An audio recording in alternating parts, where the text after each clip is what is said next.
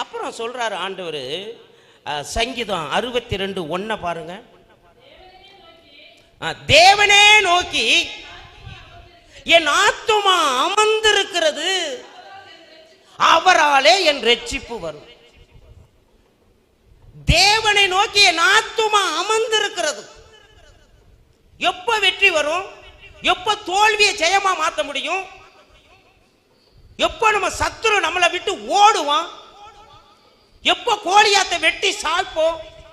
தாவீதுடைய அனுபவத்தை சொல்றான் பாருங்க. என் ஆத்துமாவே கர்த்தரையே நோக்கி அமர்ந்திரு. யாரெல்லாம் தேவனுடைய பாதத்தில் அமர்ந்திருக்கிறார்களோ, அவருடைய சமூகத்தில் வந்து விழுந்து கிடக்கிறார்களோ, அவர்களுடைய நேரத்தை, கணிசமான நேரத்தை கர்த்தருடைய பாதத்திலே அமருவதற்காக ஒதுக்குறார்களோ, அவங்க வாழ்க்கையில அவங்க தான் சொல்ல முடியும், நான் அசைக்கப்படுறதில்லை. அல்லேலூயா, அல்லேலூயா. ஏங்க சர்ச்சுக்கு ஆள் வரல? ஏங்க சீட்டு காலியா கிடக்குது? நேரத்தை ஒதுக்க முடியல, அதுக்கு முக்கியத்துவம் கொடுக்க முடியல. நேரம் இருந்தா போய்க்குவோம். ஞாயிற்றுக்கிழமை ஒரு நாள் போனா போதும். அதனாலதான் அவங்களால ஜெயிக்க முடியல. என்னை ஒருவராலும் அசைக்க முடியாதுன்னு சொல்ல முடியல. வியாதி அசைச்சிருது, கடன் அசைச்சிருது, வறுமை அசைச்சிருது, உலகம் அசைச்சிருது.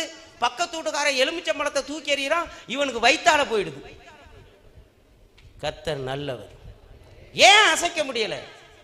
தாவீது சொல்றான் பாருங்க, என் ஆத்துமா தேவனை நோக்கி அமர்ந்திருக்கிறது. அல்லேலூயா. அதே 2 தடவை திரும்ப சொல்றாப்ல. அதுல சங்கீதம் 62:5 வாசிங்க. என் ஆத்துமாவே தேவனையே நோக்கி அமர்ந்திரு, தேவனையே நோக்கி அமர்ந்திரு.